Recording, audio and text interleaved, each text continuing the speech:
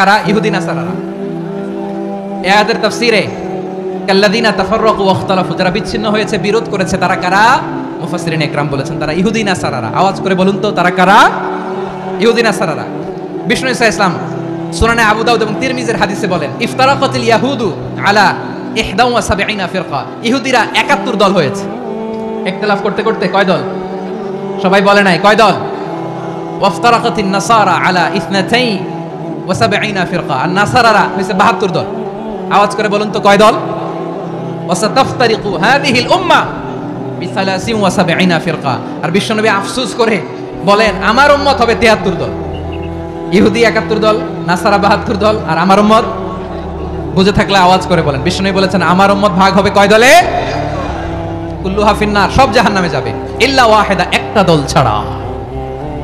সাহাবারা বললেন, মান হিয়া ইয়া রাসূলুল্লাহ, সে নাজাত প্রাপ্ত জান্নাতি দল কোনটা? আপনি কি আমাদের বলবেন না? আপনি মেহেরবানি করে একটু বলে দেন তারা কারা? বিশ্বনবী বললেন, মা আনা আলাইহি ওয়া আসহাবি, আমি এবং আমার সাহাবারা যেই মতের উপর, যেই পথের উপর আছে, এই মত এবং পথের উপর যারা থাকবে তারাই জান্নাতের দল হয়ে যাবে। যারা আমার মত, আমার সাহাবীর মত এবং পথকে অনুসরণ করবে তারাই জান্নাতে যাবে। তাহলে প্রিয় ভাইয়েরা, আমরা কি আর ইখতিলাফ করব? কাদা ছোড়াছুরি করব? করবেন না যে বোঝাই তো যাচ্ছে দৃশ্য দেখে। ধাক্কাধাক্কি যে আপনারা করবেন না। আপনাদের এই যে আমলনামা তো আমার কাছে আছে। পেকুয়ার ভাইয়েরা, এটা তো আমার ওয়ার্ম আপ প্রোগ্রাম। আমার বিভাগীয় প্রোগ্রাম হচ্ছে 8 বিভাগে 8টা। কারা? ইহুদি নাসারারা।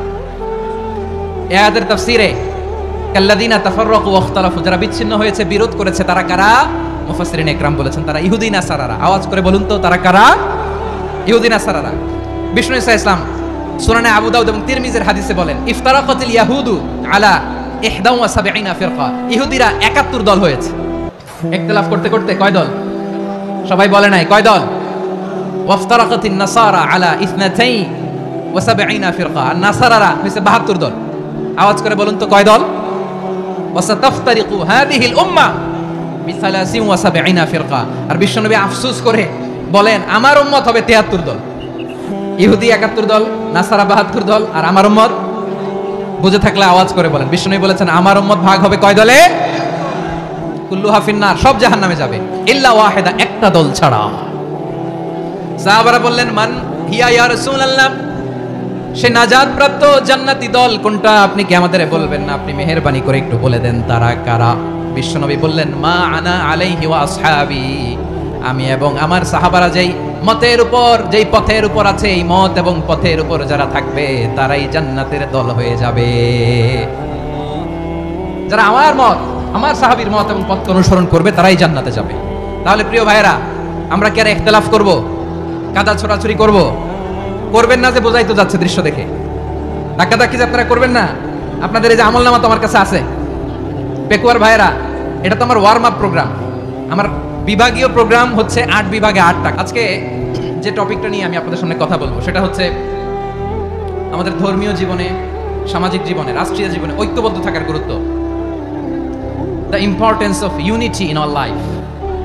আমরা ঐক্যবদ্ধ থাকতে চাই কি চাই না? এই আপনাদের গলার আওয়াজ। আমরা ঐক্যবদ্ধ জীবনযাপন করতে চাই কি চাই না? চাই। ঐক্যের কোনো বিকল্প নাই। গত 50 বছর তো দেখেছি ডিসইউনিটি, অনৈক্য, বিভেদ, বিচ্ছিন্নতা আমাদেরকে কোথায় নিয়ে গিয়েছে। এই যে দেখেন, কিছুদিন আগে আমাদের বর্তমান নেতা ডক্টর ইউনূস, উনি সব রাজনৈতিক নেতৃবৃন্দদেরকে ডেকেছেন একটা ইস্যুকে কেন্দ্র করে। তার মানে গোটা বাংলাদেশ এক হয়ে গিয়েছে। আমরা সবাই উদ্বেলিত হয়েছে, উচ্ছ্বসিত হয়েছে, ঠিক কিনা বলেন? রাজনৈতিক নেতাদেরকে ডেকেছেন উনি, আমরা এক হয়েছি। এরপরে ধর্মীয় অঙ্গনের যে লিডাররা, বিভিন্ন ধর্মের, শুধু মুসলিম না, সবাইকে ডেকেছেন, আমরা ঐক্যবদ্ধ হয়েছি। এটাকে বলে ন্যাশনাল ইউনিটি, জাতীয় ঐক্য। যে কোনো ধরনের কনস্পাইরেসি, ষড়যন্ত্র, আধিপত্যবাদ মোকাবেলায় জাতীয় ঐক্যের চেয়ে মোক্ষম হাতিয়ার আর নাই। আমাদের একটা প্রতিবেশী দেশ আছে, আমরা আমাদের দেশ নিয়ে যত ভাবি তারা তার চেয়ে বেশি ভাবে। কথা বুঝতেছেন না? আরো ভেঙে বলতে হবে। আমরা আমাদের দেশ নিয়ে যত উদ্বিগ্ন, এদের আরো টেনশন বেশি। বলেন, আমাদের দেশে শান্তি আছে না নাই? আমরা হিন্দু মুসলিমে কখনো দাঙ্গা লাগে? আসতে বলেন, কেন লাগে? ওদের পূজা পার্বণে আমাদের মাদ্রাসার ছেলেরা যে পাহারা দেয়, চিল্লায় বলেন ঠিক কিনা? আমাদের তাফসির মাহফিলের সময় ওরা ডিস্টার্ব করে, ঢোল বাজায় না। ওদের পূজা পার্বণের সময় আমাদের তাফসির মাহফিলের ডেট হলে আমরা চেঞ্জ করে দেই। সুবহানাল্লাহ, কি সাম্প্রদায়িক সম্প্রীতির রোল মডেল।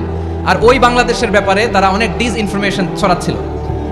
ভারতের অনেকগুলো গণমাধ্যম, আমি জেনারেলাইজ করব না, আমাদের প্রতিবেশী দেশের সব গণমাধ্যমকে আমি দোষ দিতে চাই না, অনেকগুলো গণমাধ্যম তারা ডিসইনফরমেশন শেয়ার করেছে। ডিসইনফরমেশন আর মিস ইনফরমেশনের পার্থক্য আছে। মিস ইনফরমেশন না জেনে ভুল বুঝে একটা মিথ্যা বা ভুল তথ্য ছড়িয়ে দেয়া, এটার ক্ষমা আছে, এটার কি আছে। আর ডিসইনফরমেশন মানে ইচ্ছা করে, প্ল্যান করে, ম্যাপ করে, ছক এঁকে মিথ্যা, গুজব, রটনা সোশ্যাল মিডিয়ায় ছড়ানো, এটার ক্ষমা আছে? আওয়াজ করে বলেন ক্ষমা আছে?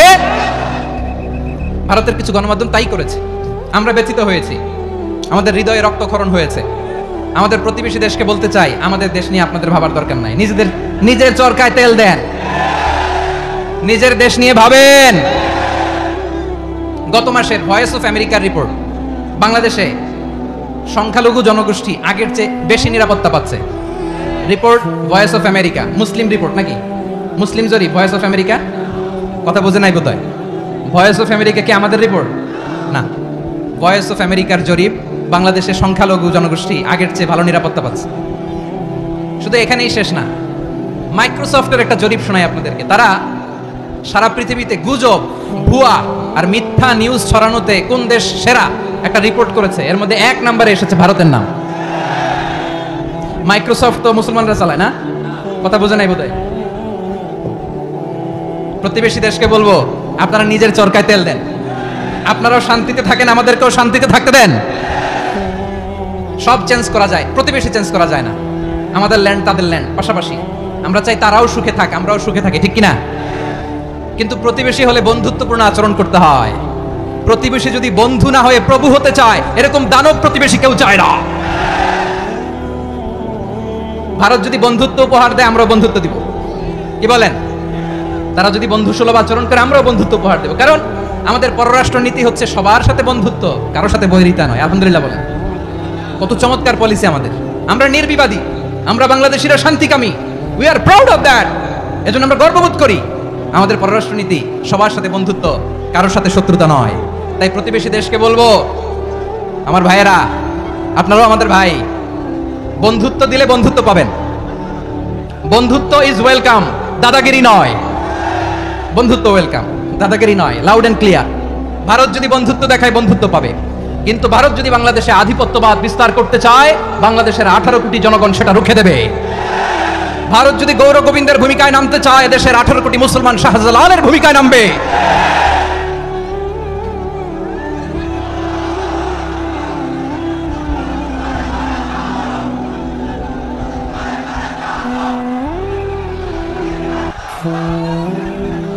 প্রিয় ভাইরা, আমরা বন্ধুত্বে বিশ্বাসী, শত্রুতায় নয়, ঠিক কিনা বলেন? আল্লাহ আমাদেরকে বোঝার তৌফিক দান করুক।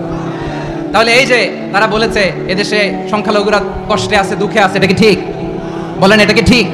না, তারা ডিসইনফরমেশন শেয়ার করেছে, এটা ঠিক নয়। আমার প্রতিবেশী বন্ধু রাষ্ট্রকে বলবো, আপনারা এটা করবেন না, এটা করবেন না। আমরা শান্তিতে আছি, আপনারাও শান্তিতে থাকেন, আমাদেরকেও শান্তিতে থাকতে দেন। এই যে চিটাগাংয়ের অ্যাডভোকেট আলিফ হত্যাকাণ্ডে গোটা বাংলাদেশ আমরা ধৈর্যের পরাকাষ্ঠা দেখিয়েছে, চিল্লায় বলেন ঠিক কিনা?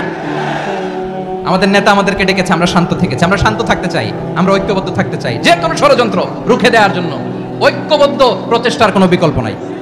তাই আজকের আলোচনার ছোট্ট একটা টপিক আমি শিরোনাম ঠিক করেছি, আমাদের জীবনে, সমাজ জীবনে, ধর্মীয় জীবনে, রাষ্ট্রীয় জীবনে ঐক্যবদ্ধ থাকার গুরুত্ব। এবার আওয়াজ করে পেকুয়ার ভাইয়েরা বলেন, আমরা ঐক্যবদ্ধ জীবনযাপন করতে চাই কি চাই না? আল্লাহ তাআলা সে নির্দেশনাই দিচ্ছেন।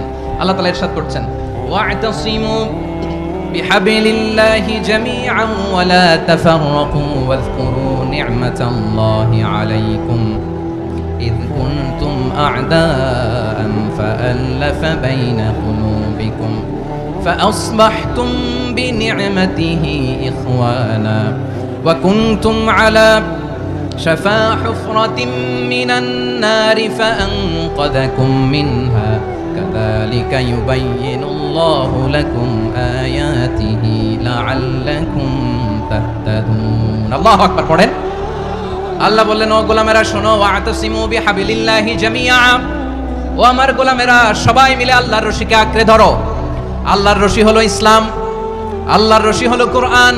আল্লাহ বললেন কোরআনকে আঁকড়ে ধরো, ইসলামকে আঁকড়ে ধরো। একা একা আঁকড়ে ধরলে চলবে না, জামিয়া সবাই মিলে আঁকড়ে ধরো। এই আদেশটা আমাদের জন্য দান করেছেন কে? আল্লাহ তাআলার নির্দেশ, ওয়াতাসিমু বিহাবলিল্লাহি জামিআ, সবাই মিলে আল্লাহর রশিকে আঁকড়ে ধরো। হাবলুল্লাহ মানে আল্লাহর রশি, হাবলুল্লাহ মানে কি? রশি। এই হাবলুল্লাহ আল্লাহর রশি বা আল্লাহর রজ্জু দ্বারা উদ্দেশ্য হচ্ছে ইসলাম। আল্লাহর রশি দ্বারা উদ্দেশ্য কি? তাফসিরে অনেক ব্যাখ্যা এসেছে। এরকম পরিস্থিতিতে তাফসিরের সূক্ষ্ম সূক্ষ্ম বিষয়গুলো আমরা শোনাতে চাই, কিন্তু পরিবেশ হয়ে ওঠে না। আল্লাহর রজ্জু বা আল্লাহর রশি দ্বারা উদ্দেশ্য হচ্ছে ইসলাম। আল্লাহর রজ্জু বা আল্লাহর রশি দ্বারা উদ্দেশ্য হচ্ছে কোরআন, কারণ কোরআন আমাদেরকে ঐক্যবদ্ধ করে, ইসলাম আমাদেরকে ঐক্যবদ্ধ করে। চিল্লায় বলেন ঠিক কিনা? এজন্য আল্লাহ বললেন, তোমরা আমার রশিকে আঁকড়ে ধরো, বিচ্ছিন্ন হয়ে না। আমার দেয়া নেয়ামতগুলো স্মরণ করো। যখন তোমরা ছিলে শত্রু, তোমাদের মধ্যে হৃদয়ে আমি আল্লাহ ভালোবাসা ঢেলে দিলাম, ফলে তোমরা সবাই ভাই ভাই হয়ে গেলে। তোমরা সবাই ছিলে জাহান্নামের কিনারায়, জ্বলন্ত অগ্নিকাণ্ডের পাশে। আমি আল্লাহ দয়া করে ঈমানের বদৌলতে তোমাদেরকে আগুন থেকে ফেরালাম। আমি আল্লাহ দয়া করে তোমাদেরকে জান্নাতের পথ দেখিয়ে দিলাম। সুবহানাল্লাহ পড়েন। এমন পথ দেখালাম যে পথ তোমাদেরকে জান্নাতে নিয়ে যাবে, পথের দিশা তোমরা পাবে। লাআল্লাকুম তাহতাদুন। প্রিয় ভাইরা, তাহলে আমাদের যে ঐক্যবদ্ধ থাকতে হবে, এই নির্দেশটা কার? নাকি মন মতো আমি বানায় বলতেছি? আওয়াজ করে বলুন, নির্দেশটা কার? আল্লাহ। তাহলে আমাদেরকে ঐক্যবদ্ধ জীবন যাপন করতে হবে। প্রিয় ভাইরা, ইসলাম আমাদেরকে ঐক্যবদ্ধ করে। ইসলাম আমাদেরকে কি করে? সংঘবদ্ধ করে, ঐক্যবদ্ধ করে। বিচ্ছিন্ন হওয়া যাবে না। বিরোধ, বিচ্ছিন্নতা, মতানৈক্য এগুলো আমাদেরকে ধ্বংস করে, আমাদেরকে দুর্বল করে। আর আমাদের ঐক্যবদ্ধ প্রচেষ্টা আমাদেরকে বিজয়ের দিকে এক ধাপ এগিয়ে নেয়। চিল্লায় বলেন ঠিক কিনা? এজন্য আল্লাহ বললেন, ওয়াতাসিমু বিহাবলিল্লাহি জামিআ, তোমরা আল্লাহর রশিকে আঁকড়ে ধরো, তোমরা ঐক্যবদ্ধ জীবন যাপন করো, তোমরা বিচ্ছিন্ন হইও না। বিচ্ছিন্ন হইলে লস, ঐক্যবদ্ধ হলে সেখানে কল্যাণ আছে না নাই? মাইকে কি সমস্যা হয়েছে কোনো? এবার ঠিক আছে? প্রিয় ভাইরা, শেষ করে দেই না? তাইলে শেষ করে দিব তো। গত 2 দিন আগে এসে বসে আছেন, আর আমি আসার 20 মিনিটের মধ্যে উঠে যাচ্ছেন কেন? আর সহ্য হচ্ছে না? আর পারতেছেন না? হ্যাঁ, বসেন। যাদের খুব জরুরত তাদেরকে বের হইতে দেন। অনেকে সকাল থেকে বসে আছে, ওয়াশরুমে যেতে হবে, সারাদিন কিছু খায় নাই, পাগলের মতো বসে আছে। আমি জানি, সব রিপোর্ট আছে আমার কাছে। মেহেরবানি করে বিশৃঙ্খলা করবেন না, আল্লাহর ওয়াস্তে, আল্লাহর ওয়াস্তে। যাদের কষ্ট হচ্ছে বের হয়ে যান। আরো কয়েক মিনিট কথা বলে আমরা শেষ করব। আল্লাহর ওয়াস্তে, আল্লাহর ওয়াস্তে বলার পরেও এরকম বিশৃঙ্খলা করা মোটেও কাম্য নয়। প্রিয় ভাইরা, আল্লাহর ওয়াস্তে, এই শব্দটা কতবার ইউজ করেছি আমি? আল্লাহর ওয়াস্তে। আপনার বুক কাঁপে না? হ্যাঁ, ভয় হয় না আল্লাহর? একটু থামেন, একটু থামেন, মেহেরবানি করে, মেহেরবানি করে। এই তো, হ্যাঁ, মাশাআল্লাহ। আল্লাহর ওয়াস্তে। প্রিয় ভাইরা, ঐক্যবদ্ধ হতে হবে আমাদেরকে। আদেশটা কার? একটু আওয়াজ করবেন। ঐক্যবদ্ধ জীবন যাপন করতে হবে। আদেশটা কার? আমাদের আগে যে সমস্ত জাতিগোষ্ঠী ধ্বংস হয়েছে, বিভেদের কারণে হয়েছে। বিশ্বনবী বলেন, বুখারীর বর্ণনা, ফাইন্নামা আহলাকাল্লাযীনা মিন ক্বাবলিকুম কাসরাতু মাসাইলিহিম ওয়া ইখতিলাফুহুম আলা আমবিয়াইহিম। তোমাদের আগে ইহুদি নাসারারা যারা ধ্বংস হয়েছে, আমার গজবে উপনীত হয়েছে, 2টা কারণ ছিল। নাম্বার 1, কাসরাতু মাসাইলিহিম, বেশি প্রশ্ন করত, প্রয়োজনে অপ্রয়োজনে নবীরা প্রশ্ন করে আটকাইতে চাইতো, এরকম ডাকাত ছিল তারা। 2 নাম্বার কারণ, ওয়া ইখতিলাফুহুম আলা আমবিয়াইহিম, ইখতিলাফ করার কারণে, বিভেদের কারণে, পারস্পরিক বিরোধে জড়ানোর কারণে তারা ধ্বংস হয়েছে। এখন বলেন, আমরা কি আল্লাহর গজব চাই? আমরাও কি তাদের মতো ধ্বংস হতে চাই? এজন্য আল্লাহ তাআলা সূরা আল ইমরানের 105 নম্বর আয়াতে বললেন, ওয়ালা তাকুনু কাল্লাযীনা তাফাররাকু ওয়া ইখতালাফু মিন বা'দি মা জাআহুমুল বাইয়িনাত ওয়া উলাইকা লাহুম আযাবুন আযীম। খবরদার, প্রমাণ পাওয়ার পরেও, দলিল নাজিল হওয়ার পরেও যারা বিরোধ করেছে, ইখতিলাফ করেছে, বিচ্ছিন্ন হয়েছে, খবরদার তোমরা তাদের মতো হয়ো না। যদি তাদের মতো হও তাহলে জেনে রাখো, ওয়া উলাইকা লাহুম আযাবুন আযীম, তাদের জন্য আমি মর্মন্তুদ শাস্তি প্রস্তুত করে রেখেছি। যারা বিচ্ছিন্ন হয়েছে, বিরোধ করেছে, তারা